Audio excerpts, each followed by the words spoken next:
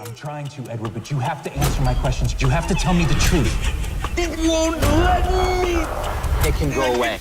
It can go away. Yes? No. It's starting to happen. Can you feel it, James? Can you feel it? Hurry.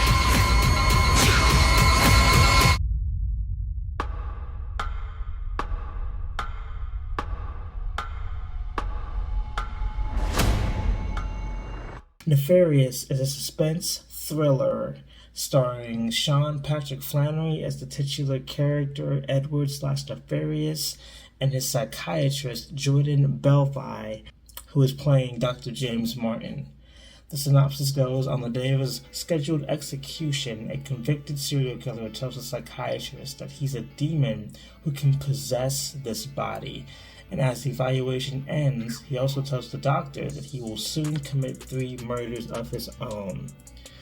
The standout from this movie was definitely the script and the noteworthy performance of Sean Patrick Flannery.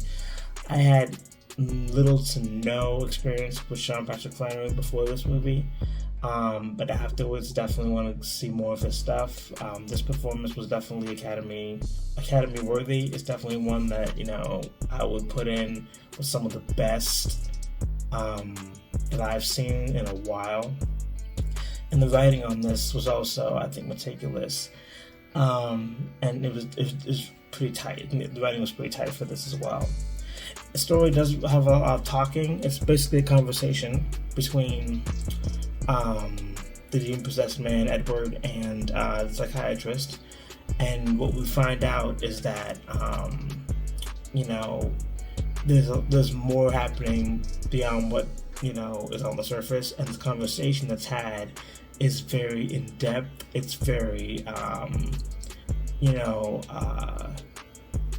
it's a critique of the culture. It also is, you know, kind of a step behind the curtain to kind of how evil breeds and how it navigates and how it kind of thrives in the world we live in today. Kind of where we could maybe find it. But I think it was really well done. It does get preachy to a degree because they are approaching theological things in this conversation. It does get kind of preachy to a degree because they really are, you know, it was made by Christians.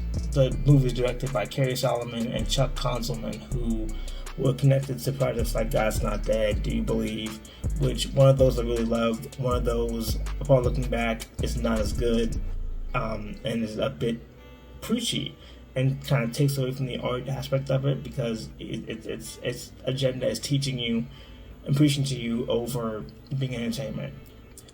This movie kind of walks the line, you know, where it is definitely entertainment. It's definitely a movie. You know, it's a movie first, but, you know, a close second is, you know, a cultural critique, and it can be seen as a sermon to a degree as well.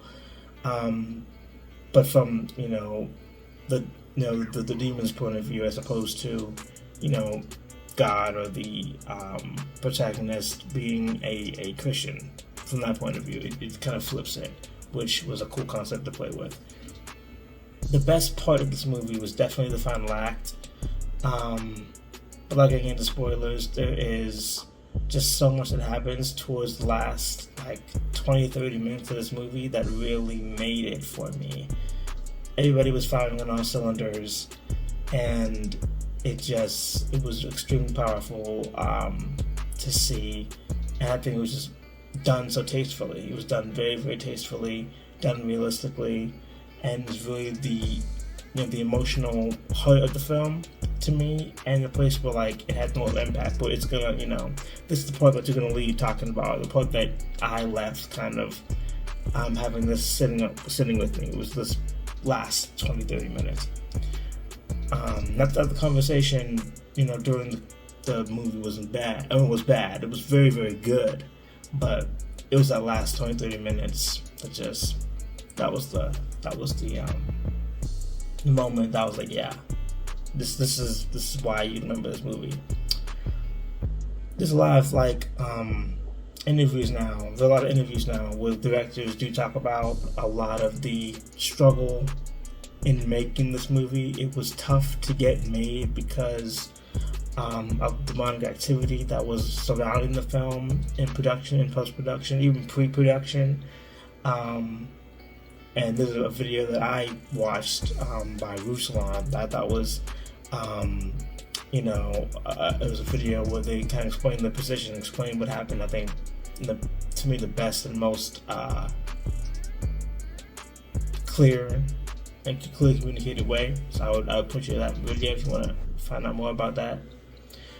That being said, this film had limited screenings from the jump, and the one I saw last night had, maybe a third of the theater had people in it, and I'm not sure how many screenings, how many more that are going to allow for, but it should come on streaming probably around June or something, and around that time I'm definitely going to have family look at this, because I think it has a watchability to it. There's a rewatchability to it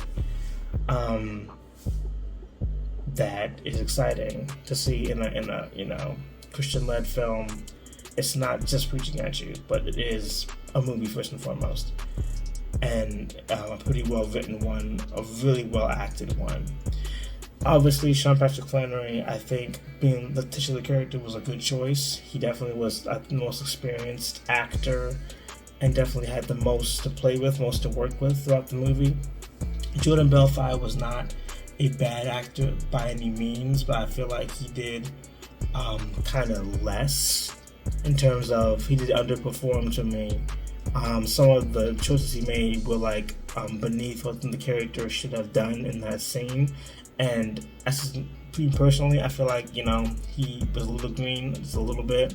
Some of the choices I did not agree with, but none I think were bad choices. At the end of the day, he definitely did his job as well. But I think that Sean Patrick Flannery definitely is the standout. He definitely is the reason, from an acting standpoint, why you want to watch this film. I would definitely study kind of, his portrayal of this character, its duality. I think it was definitely a James McAvoy split type of character. The way he created the voice for the character reminds me of the Peter Nyong'os and Us. The type of memorability, the type of distinct voice that was chosen. I think that was also smart to allow him to be remembered and memorable. And yeah, he's definitely the standout from an acting standpoint. The editing, I do want to call it the editing as well. This thing was definitely edited with the flow performance in mind. It definitely flowed. You almost forgot about the editing. You weren't intentionally thinking about it, which is what a good editing should do. It should flow. It should be natural. You shouldn't have to think about the editing because it should just come naturally. So kudos to the editors as well, or editor as well. But yeah, I would definitely say check this movie out if you still have any screenings available. If not, definitely when it comes on streaming, I'd recommend giving it a look. It's one of those few films that come around that does a couple things pretty well, and I think it is one that definitely put fire under you if you are a Christian, to fulfill the mission of sharing the gospel, and why it's important, and why the world today is in need of what Jesus has to offer. So that's it. I'll probably give the movie an 8.5 out of 10 personally. I think between the writing, Sean Patrick Flannery's performance, it does get up there for me. It is something that I'd probably watch again a few more times. But yeah, I really enjoyed it. So if you want to stick around on this channel, I believe every Friday in the month of May, I am releasing my podcast series, which are cool conversations with some of my favorite people, some of my favorite stories. And so I definitely say check out some of those if you get a chance. Otherwise, I'll catch y'all in the next video. Peace and deuces.